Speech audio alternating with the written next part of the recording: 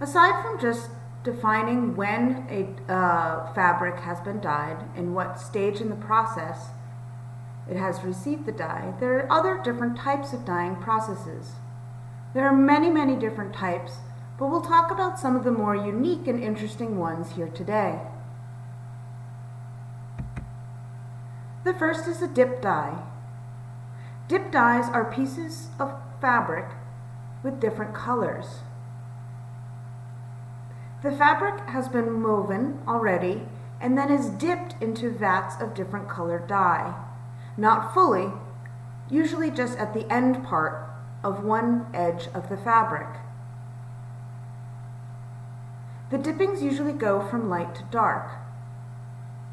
This creates a fabric that has multiple colors that fade into each other with a pleasing ombre effect. Dip dyeing is most commonly seen in silk fabrics, but can be utilized by many other types of fiber.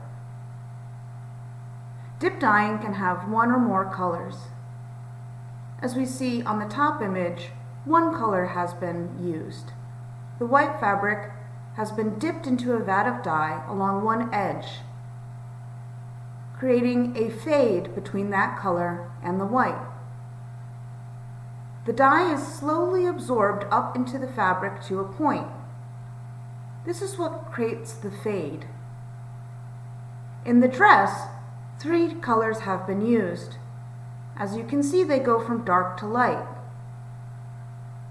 The fabric was fully dyed blue, or may even have some white at the edge.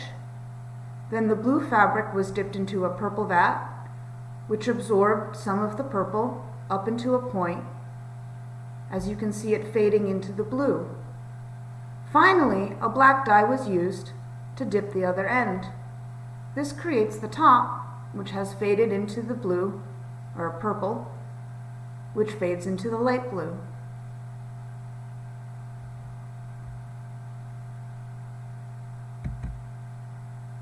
There's also the tie-dye.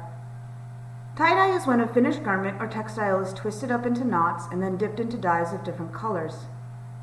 This process gives the fabric a distinctive swirl pattern that first became popular amongst American hippies in the late 60s and early 70s. Tie-dyeing was originally a craft dyeing process done exclusively at home by individuals looking to spruce up their garments. But now it has largely been adopted in a larger scale by the industry, and we can see commercial clothing that has this dye process applied to it.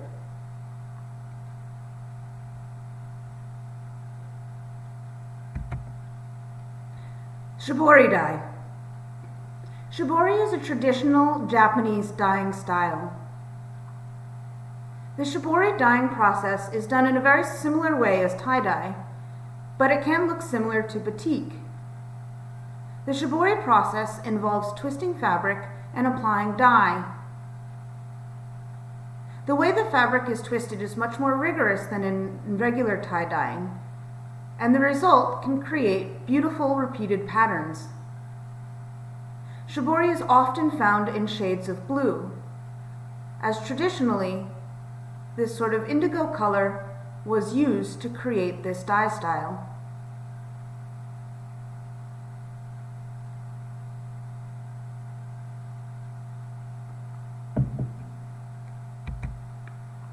Batik. Batik is one of the oldest methods of dyeing fabric and originated in Africa, but is now spread all around the world, and you can see many different countries with their own style of batik, from the Caribbean to Indonesia. The batik process resembles a dye process, but the result can often look like a print. The batik dyeing process involves applying wax to finished fabric, then applying dye.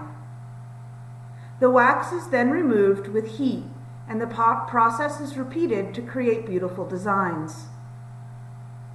The dye adheres to the fabric everywhere the wax is not applied. The wax serves to protect the fabric from the dye, so repeated colors can be added, or additional colors can be added. Batik has a characteristic crack texture where the dye seeps into the cracks of the wax. You can see this very well in the image on the bottom right. The background features dark blue cracks. This is where the dye has seeped in from into the protected wax areas. Today, many batik artists sell their work as standalone pieces of art. Here we can see a garment made from batik fabric. In the upper right-hand corner, we can see the traditional method of creating batik fabric. The stylus has hot wax loaded into it. It drips through this pen-like instrument and is applied with great detail and care to the fabric. Everywhere that wax has been applied, it will resist taking dye.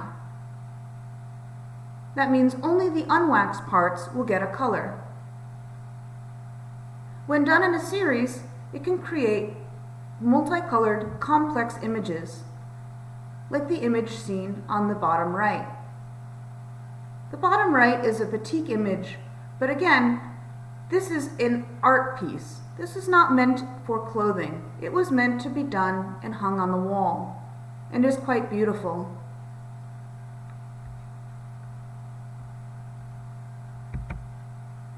Next, we'll talk about yarn dyed patterns.